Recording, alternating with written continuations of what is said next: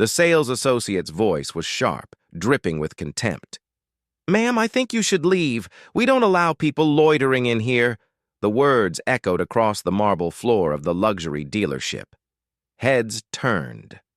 The room, scented, faintly with polished leather and money, suddenly felt colder. Standing at the center was a woman in a plain navy dress, her hair tied back without glamour, her shoes modest. She clutched her purse, not out of nervousness, but out of restraint. Her name was Elena Whitford, 40 years old, billionaire, self-made. But in this room she was treated as though she were invisible. What none of them knew, what even the associate himself didn't realize, was that the woman he was trying to throw out owned more of the city's skyline than he had ever walked through in his life, and she hadn't come here for a spectacle. She had come for something simple, to buy a car. Elena Whitford's story did not begin in boardrooms or at charity galas. It began in a one-bedroom apartment above a laundromat. Her mother scrubbed floors for a living. Her father fixed machines that never stayed fixed. From them, Elena inherited not money, but grit. By 16, she was working double shifts, studying at night. By 22, she had coded the first version of a logistics software that would one day revolutionize how goods moved across oceans. By 35, she had turned that company into an empire, selling it for billions. Yet, Elena never dressed, the part the world expected. She didn't like silk gowns or dripping jewels. Her wardrobe was practical, her manner quiet. She lived modestly, save for one indulgence. She loved cars. Not for the show, but for the engineering, the precision, the way machinery and artistry collided. Today, she had decided, finally, to buy herself a luxury car. Not just any car, but the latest flagship model that had just arrived in the dealership. She wanted to see it with her own eyes, not have it delivered through a broker. She wanted the experience, the gleam of the showroom, the feel of the leather, the hum of the engine. But when she walked in, what she received was not respect. It was dismissal. The dealership was polished to perfection. White marble floors, glass walls, sleek chrome accents. Cars gleamed under spotlights like sculptures in a gallery. Customers milled about, their suits crisp, their shoes shining. Elena walked in with quiet steps, her navy dress simple, her handbag worn. To her, it was enough. To them, it was not. The receptionist barely lifted her head. "Can I help you?" she asked flatly. "Yes," Elena replied calmly. "I'd like to see the new flagship model." The receptionist blinked, then let her gaze sweep from Elena's shoes to her hair with undisguised judgment.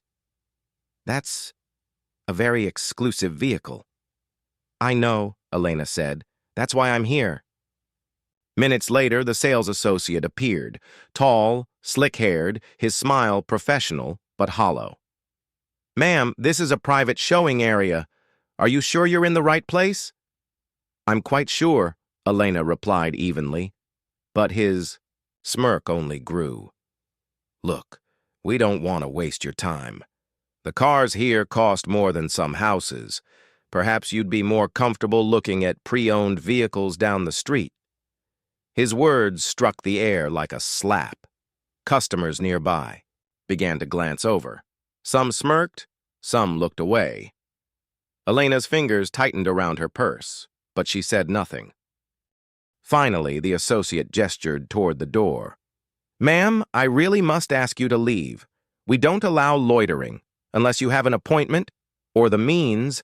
This isn't the right showroom for you." Elena's chest rose slowly. She looked around, at the car she had come to see, at the glass walls gleaming with sunlight, at the silent customers who said nothing. For a moment, she considered leaving quietly. It would be easier, less humiliating. But then she remembered her mother's voice from years ago, cleaning floors in silence while others looked down on her. "Dignity, Elena, is not what they give you. It's what you refuse to surrender." So she didn't move. "I will not leave," she said firmly. "I came here to buy. That is what I will do." The associate's smile vanished. His voice grew sharp. "Security!" And with that, two uniformed guards began walking toward her. The room fell into a hush. What none of them knew was that the moment had already been captured. A young man in the corner had his phone raised, recording. History was about to repeat itself. Humiliation, silence, injustice. But this time, the ending would be different. Just as the guards reached her, a new voice entered the room. Calm. Commanding. "Is there a problem here?" Everyone turned. A man in a tailored suit had entered from the back offices, the dealership's general manager. His eyes scanned. The scene, his brows furrowed. The sales associate straightened. "Sir, just handling a situation. This woman was loitering, asking about cars far beyond her means." The manager's gaze shifted to Elena. For a moment, there was the same flicker of doubt, but then his eyes narrowed. Something about her composure, the steadiness in her expression, unsettled him. And then, he recognized her, not from gossip, magazines because Elena avoided them, not from social events because she rarely attended, but from the business pages, from the article he had read just months ago. Elena Whitford sells logistics empire in historic multi-billion-dollar deal. His stomach dropped. "Mr. Larson," Elena said, her voice cool but piercing, "is this how your dealership treats every customer? Or just the ones who don't fit the costume?" Gasps rippled. The sales associate turned pale.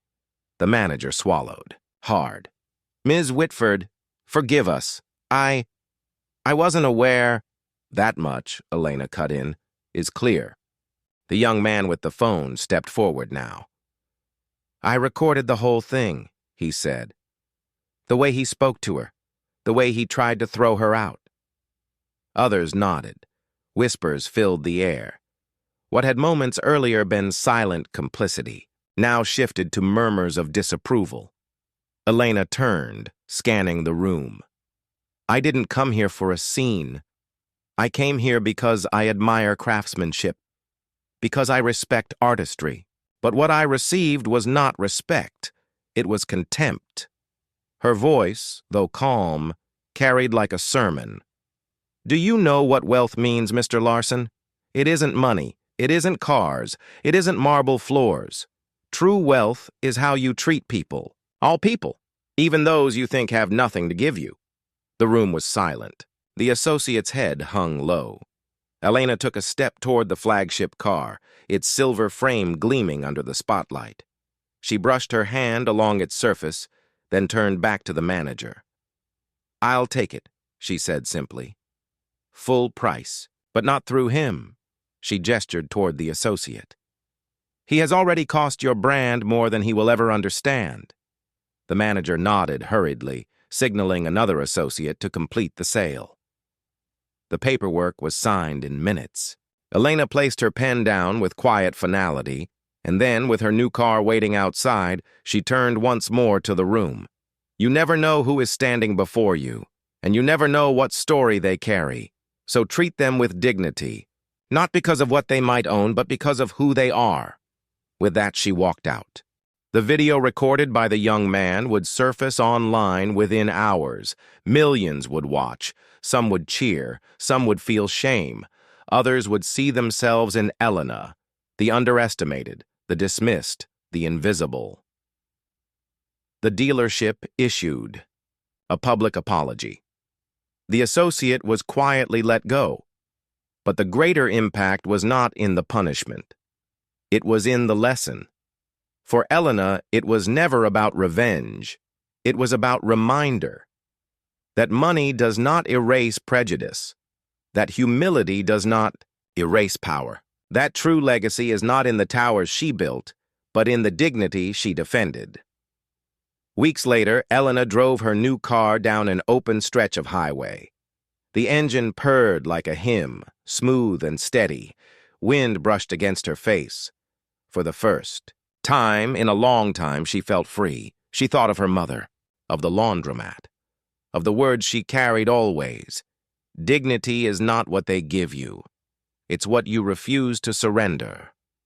The world had thrown her out of luxury once, but in truth, she had never needed their approval, because Eleanor Whitford was not defined by the car she drove. She was defined by the road she had built, one paved with resilience, justice, and an unshakable belief that true wealth begins with respect.